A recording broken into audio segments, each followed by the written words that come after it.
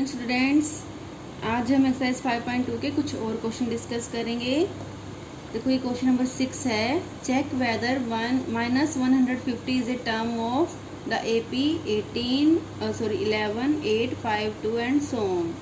तो आपको क्या चेक करना है कि जो AP है, पहले फर्स्ट टर्म क्या है 11, फिर 8, फिर 5, फिर 2, ये होते होते होते होते आपको चेक करना है कि कहीं ये -150 टर्म्स आएगी या नहीं आएगी।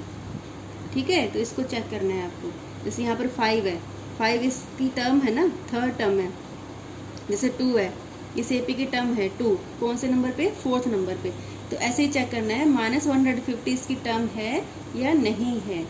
ठीक है, तो कैसे चेक करेंगे हम इसको n निकाल के देखेंगे कि कौन से नंबर पर आ रही है। अगर n हमारा इंटीजर आ जाता है तो ये टर्म है, अगर n हमारा इंटीजर नहीं आता है तो ये टर्म एग्जिस्ट नहीं करती है AP में। ठीक है, सिंपल सी बात है। तो n निकालने के लिए हमें कौन सा फॉर्मूला लगाना होता है, an = a + n - 1 × d, है ना। हम ये फार्मूला कई बार देख चुके हैं और इस्तेमाल भी कर चुके हैं। क्या फार्मूला है, an = a + n - 1 × d। तो हमें इसमें क्या क्या चीज़ें पता होनी चाहिए, a पता होना चाहिए, n पता होना चाहिए, d पता होना चाहिए an निकालने के लिए। लेकिन कई बार क्या होता है, an गिवन होता है। जैसे हमें इस क्वेश्चन में an गिवन है और n निकालना है। ठीक है, तो क्या क्या पता है हमें, a क्या है हमारे पास 11, फर्स्ट टर्म क्या है हमारे पास 11, फर्स्ट टर्म 11 हो गई। d कैसे निकालते हैं, सेकंड में से फर्स्ट माइनस करते हैं। ठीक है, तो d कॉमन डिफरेंस जो है 8 में से 11 गए तो आ गया -3। तो माइनस का काफ़ी ध्यान रखना है। 8 में से 11 में से 8 नहीं करना, सेकंड में से फर्स्ट को माइनस करना है। 8 - 11, तो 11 माइनस की टर्म है बड़ी वाली, तो -3 आ गया। an, तो कौन सी टर्म हमें फाइंड आउट करनी है, -150 फाइंड आउट करना है। तो an कितना हो गया हमारा -150। तो n निकालना है हमें कि ये कौन सी टर्म है, विच टर्म। ठीक है, तो n निकालना है हमें कि कौन से नंबर पर -150 लिखा हुआ हमें मिलेगा। तो ये तीन चीज़ें हमें पता है। a को रिप्लेस कर दिया फार्मूले में, a की जगह पे क्या रख दिया 11, d की जगह पे हमें क्या पता है -3, तो d को रिप्लेस कर दिया -3, an कितना पता है हमें -50, तो यहाँ पे -50 कर दिया। ठीक है, इस फार्मूले में जो हमें तीन चीज़ें पता था, an -150, a 11, n - 1 नहीं पता है, एज इट इज छोड़ दिया, d -3। ठीक है, अब इसको सोल्व करना है। इसको सोल्व आप पहले भी कर चुके हो। ठीक है, बारी बारी हमें करना है। n तक पहुंचने के लिए सबसे पहली ऑब्स्टेकल हमारी +11 है, तो +11 का रिवर्स ऑपरेशन माइनस, तो उसको उधर ले जाके माइनस कर देंगे। ठीक है, लेकिन वो ऑलरेडी पहले माइनस है, -150 -11, तो ये दोनों जुड़ जाएंगे क्योंकि दोनों माइनस हो गए, तो प्लस होकर कितना आ जाएगा -161। ठीक है, अब नई ऑब्स्टेकल क्या है, -3।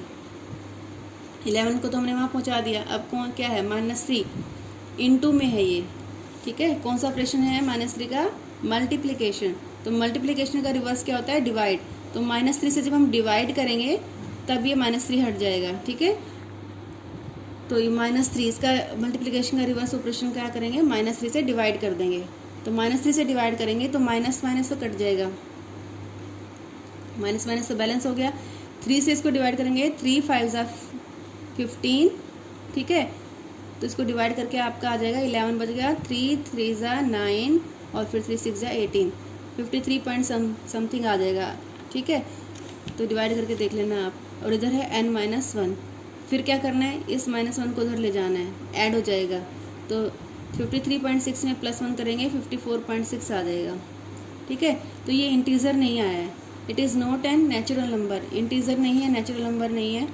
नेचुरल नंबर कह देना आप, it is not a natural number, so -150 is not a term of the given AP। ठीक है, अगर मान लो यहाँ पर 54 आ जाता, 54, तो ये नेचुरल नंबर था, तो ये टर्म हो जाती। लेकिन यहाँ क्या आया है, 54 पॉइंट समथिंग आया है। ठीक है, जैसे यहाँ पर टर्म्स होती है ना, जैसे first term, second term, third term, fourth term, तो नेचुरल नंबर है ना। जैसे A1, A2, A3, A4, 1 2 3 4, ये सारे नेचुरल नंबर है ना, कौन से नंबर की टर्म है। तो हम यहाँ कैसे बोलेंगे, जैसे हमारी टर्म या तो 54 होगी या 55 होगी। ठीक है, 54 ये कौन सी टर्म होगी हमारी, 54.6, ये तो कोई टर्म होती ही नहीं है, है ना। ये सिर्फ नेचुरल नंबर्स होते हैं। ओके, तो इसलिए आपको ध्यान करना है, अगर पूछा गया हो ना कि ये इसकी टर्म है या नहीं है तो उसका n निकालना है आपको। ठीक है, इस फार्मूले से क्या निकालना है, n। कैलकुलेशन आपको अच्छे से आती है। ठीक है, you are very good in calculations. तो आपको क्या देखना है कि जो n है it is a natural number और नॉट। ठीक है, अगर वो नेचुरल नंबर है तो वो टर्म एग्जिस्ट करती है एपी में, नहीं तो वो टर्म एग्जिस्ट नहीं करती है। तो इस क्वेश्चन में हमारा ये नेचुरल नंबर नहीं आया है, तो इसलिए ये टर्म नहीं है। अगला 8th क्वेश्चन देखो, an AP consist of 50 terms of which third term is 12 and the last term is 106, find the 29th term. तो एक एपी में कितनी टर्म्स हैं, 50 टर्म्स हैं। A1, A2, A3, A4, A50 तक 50 टर्म्स हैं। थर्ड टर्म 12 है और लास्ट टर्म 106 है। तो third term is A3। A3 का फार्मूला क्या बनेगा हमारे पास, A + 2D। ठीक है, इससे कम A + 2D कितना दे रखा है, 12। लास्ट टर्म हमारे पास कौन सी हो जाएगी, क्योंकि हमारे पास तो टोटल 50 टर्म्स हैं, तो क्या हो जाएगा, A50 बन जाएगी हमारी लास्ट टर्म। क्या फार्मूला बनेगा, A + 49D = 106।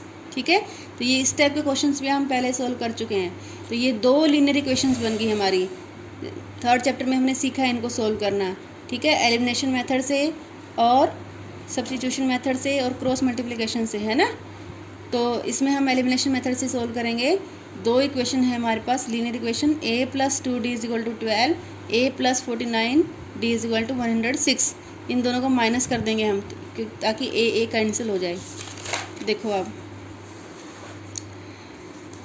फर्स्ट और सेकंड को दोनों को माइनस कर दिया। माइनस मतलब साइन चेंज हो जाएंगे ना, नीचे वाली के जिसको हम माइनस कर रहे हैं उसके साइन चेंज हो जाते हैं। ठीक है, तो साइन चेंज होने से A और -A कट गया। यहाँ क्या बचा, 2 - 49। ठीक है, इसको तो छोड़ दिया हमने सिंबल को, क्योंकि हमारे माइनस से इसका निशान क्या बन गया है, माइनस बन गया है। 2 - 49D और यहाँ क्या हो जाएगा, 12 - 106। अब 2 - 49 क्या हो जाएगा, -47। आपको अच्छे से आता है कि ये प्लस है और ये माइनस है, तो दोनों को क्या करना है, माइनस, और निशान कौन सा लगाना है, बड़ी संख्या का। -49 है तो ये -47 आ जाएगा। 12 - 106 सेम, आपको सेम ऑपरेशन यहाँ लगाना है। एक प्लस है एक माइनस है, दोनों को माइनस करना है और बड़ी का निशान आ जाएगा, तो ये -94 आ जाएगा।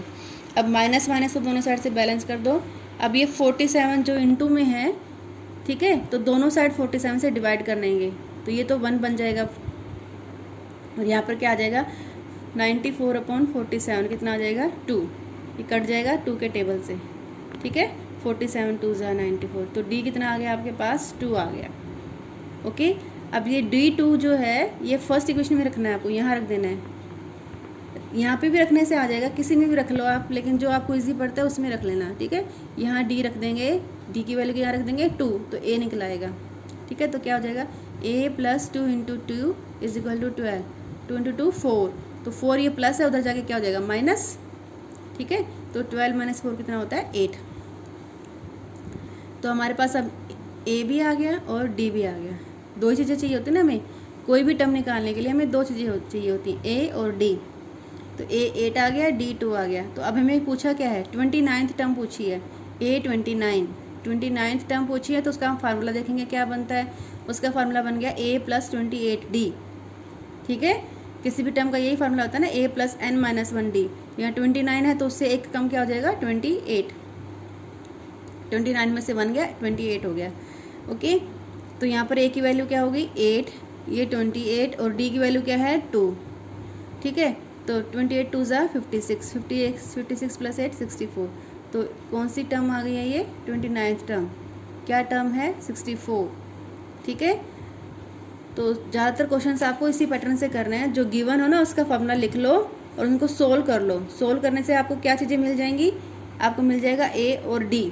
उसके बाद जो पूछा वो आप निकाल लो। ठीक है, चलो एक और देखते हैं। The 17th term of AP exceed its 10th term by 7. Find the common difference. क्या निकालना है आपको, D निकालना है। कॉमन डिफरेंस मतलब D निकालना है।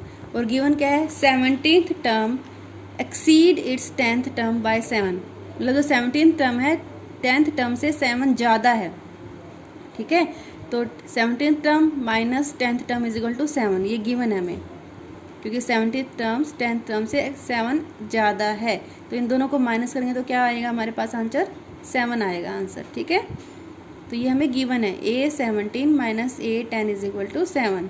ये लाइन समझ में आ गई आपको। 17th term exceed it's 10th term by 7, तो इसको कैसे लिखेंगे, A17 minus A10 is equal to 7। ठीक है, तो अब इसका फॉर्मूला लिख लेंगे। A17 का फॉर्मूला क्या बनेगा, A प्लस 16D। A10 का फॉर्मूला क्या बनेगा, A plus 9D is equal to 7। इन दोनों का फॉर्मूला लिख लिया। ठीक है, अब इस ब्रैकेट को खोल देंगे, ये माइनस और ये भी माइनस, दोनों माइनस हो जाएंगी पीछे वाली टर्म। ठीक है, तो A plus 16D minus A minus 9D, तो A से माइनस A और ये कैंसिल हो गया, 1 plus A minus A cancel हो गया, क्या बचा 16D माइनस 9D। तो 16D में से 9D माइनस करोगे कितना आ गया 7D। अब 7D इज इक्वल टू 7, तो 7 से दोनों साइड डिवाइड करना है आपको। ठीक है, ये तो D बच जाएगा और ये क्या बच जाएगा 1, तो D इज इक्वल टू कितना आ गया 1, तो कॉमन डिफरेंस 1 आ गया। चलो एक और डिस्कस करते हैं। विच टर्म ऑफ AP क्या दिया हुआ है 3, 15, 27, 39 will be 130 more than it's 54th term.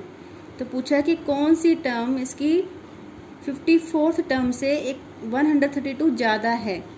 ठीक है, कौन सी टर्म है जो 54वीं टर्म से 132 ज़्यादा है। तो सबसे पहले हमें क्या निकालना पड़ेगा, इस टर्म का पता होना चाहिए, ये टर्म पता होगा तभी तो 132 उसमें जोड़ के उस टर्म को निकालेंगे ना हम।